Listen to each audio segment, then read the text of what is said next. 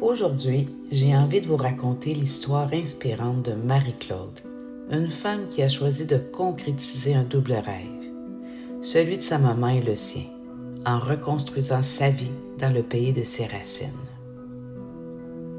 Depuis toujours, Marie-Claude rêvait de Rome. Ce n'était pas qu'une destination de vacances, mais une quête intime, un désir enraciné au plus profond d'elle-même. Son grand-père, né dans cette ville éternelle, l'avait quitté à 19 ans pour s'établir au Canada, où il avait construit une nouvelle vie. Bien qu'elle n'ait jamais connu l'Italie autrement que par des récits familiaux, s'installer à Rome représentait une manière de renouer avec ses origines, mais aussi de rendre hommage à sa mère.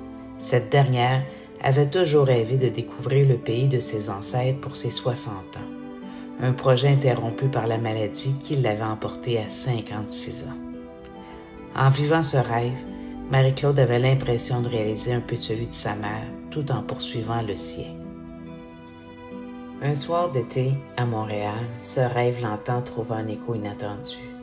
Autour d'un dîner chaleureux dans un restaurant du plateau Montréal, sa meilleure amie Juliette, avec son honnêteté, direct et son humour incisif, lui lança « Si tu mettais autant d'énergie dans tes rêves que dans tes rendez-vous ratés, tu serais déjà à Rome. » Cette phrase mi-taquine, mi-sérieuse la bouleversa.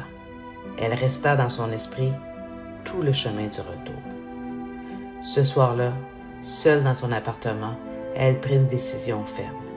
Il était temps de transformer son rêve en réalité. Les mois suivants furent intenses. Elle entama les démarches pour obtenir son passeport italien, se plongeant dans la recherche d'un appartement à Rome et accepta des contrats supplémentaires pour gonfler ses économies. Puis, le destin s'en mêla d'une manière aussi étonnante que bienvenue.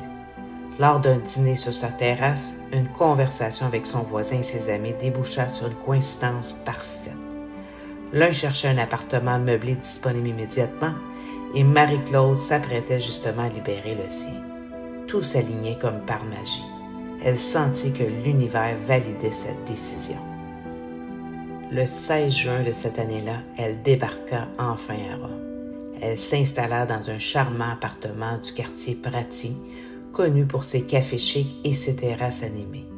Mais malgré l'excitation de ce nouveau départ, l'arrivée fut marquée par un mélange d'euphorie et d'incertitude.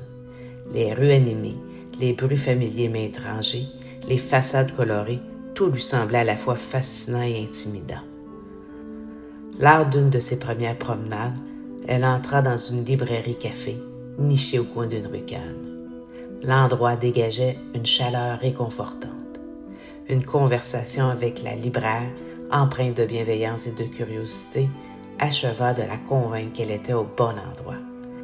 Cet échange la rassura, elle se sentit à sa place. Aujourd'hui, Marie-Claude a trouvé son rythme.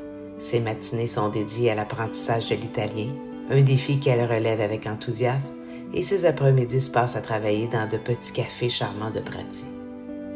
Rome ne lui a pas seulement offert un nouveau cadre de vie, elle lui a permis de se reconnecter à ses racines, de découvrir des forces insoupçonnées en elle-même et de bâtir une vie en accord avec ses aspirations profondes. Avec le temps, elle a appris à savourer chaque instant, les petits plaisirs du quotidien. Rome, se dit-elle souvent, n'a pas seulement comblé un rêve, elle m'a transformée. En vivant ici, elle rend hommage à sa mère, à son histoire familiale et à elle-même. Elle a osé et en retour, elle a trouvé bien plus que ce qu'elle espérait. Sur ce, j'aimerais vous laisser sur cette belle réflexion qui s'applique très bien à l'histoire de Marie-Claude. Refaire sa vie dans un autre pays, c'est avoir le courage de laisser derrière soi le connu pour embrasser l'infini des possibles. Prenez soin de vous et à très bientôt.